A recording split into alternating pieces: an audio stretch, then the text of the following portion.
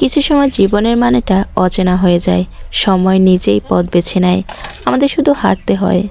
যে স্বপ্নগুলো একদিন রঙিন ছিল সেগুলোও ধীরে ধীরে শান্ত রঙে মিশে যায়। হিসাব বদলায়, চাওয়া পাওয়ার সংজ্ঞা বদলে যায়। তবু সব নীরবতা আর পরিবর্তনের মাঝেও নিজেকে সামনে এগিয়ে যাওয়াই জীবনের সবচেয়ে বড় বিষয়। হ্যালো এভরিওয়ান, আসসালামু আলাইকুম। আশা করি এই শীতের দিনে সবাই খুব ভালো আছেন, সুস্থ আছেন। তো আলহামদুলিল্লাহ আমিও খুব ভালো আছি। সকালবেলায় আরেকটি নতুন সকালে 1 কাপ হাতে কফি নিয়ে দিনটা শুরু করলাম। তারপর চলে গেলাম শীতের দিনে উঠানটা একটু ঝাড়ু দিতে, কারণ উঠানটা ঝাড়ু দিলে বেশ একটা গরম আবহাওয়া, মানে গরম গরম ভাব আসে, একটু শীতটা মনে হয় কমে যায়। যার জন্য যাই হোক উঠানটা একটু ঝাড়ু দিয়ে নিচ্ছিলাম। আর উঠানটা ঝাড়ু দিলে হয় কি, দেখতেও খুব ভালো লাগে। তো তারপর চলে গেলাম সকালে নাস্তা বানাতে। তো আজকে নাস্তা বানাতে সিদ্ধান্ত নিতেই মানে পাগল হয়ে যাওয়ার মতো অবস্থা। প্রথমে সিদ্ধান্ত ছিল ডাল আর রুটি বানানো হবে, পরে আবার দেখি সিদ্ধান্ত চেঞ্জ। পরে আবার সিদ্ধান্ত করতে করতে গিয়ে ডাল, আলু ভর্তা আর ভাত, এটাই আর কি ফাইনাল হলো। যাই হোক এখানে ডালটা হয়ে গেছে প্রায়, তো আমি পানিটা দিয়ে চালটা ধুয়ে নিচ্ছিলাম।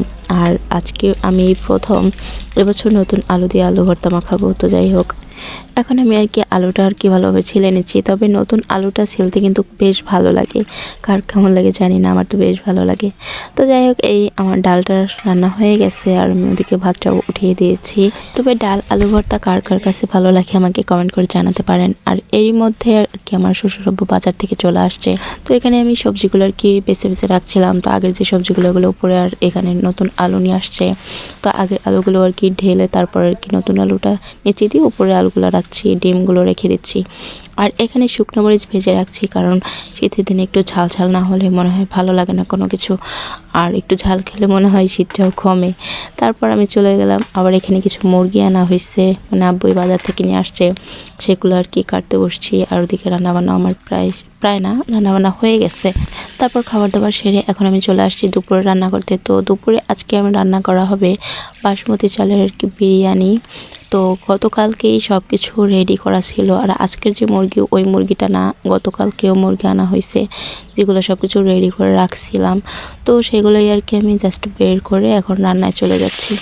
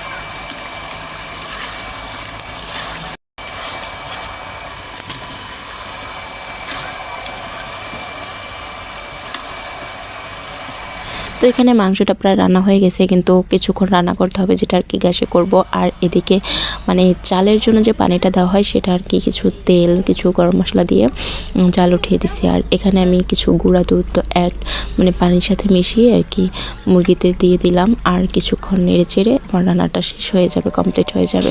আর এখন আমি এখানে আর কি চালটা আর কি গরম পানির মধ্যে দিয়ে দিব। ভাতটা উঠিয়ে দিছি। আর এখানে তো আমার মাংসটাও রেডি হয়ে গেছে। এখন আমি একটা লেয়ার করে আর কি এগুলো সাজিয়ে নেব। তো আগে প্রথমে অল্প কিছু মশলা আর 2-3 পিস টোস্ট দিয়ে তারপরে কিছু ভাত দিয়ে দিচ্ছি। তো ভাতের পানিটা এভাবে ছেঁকে নিতে হবে।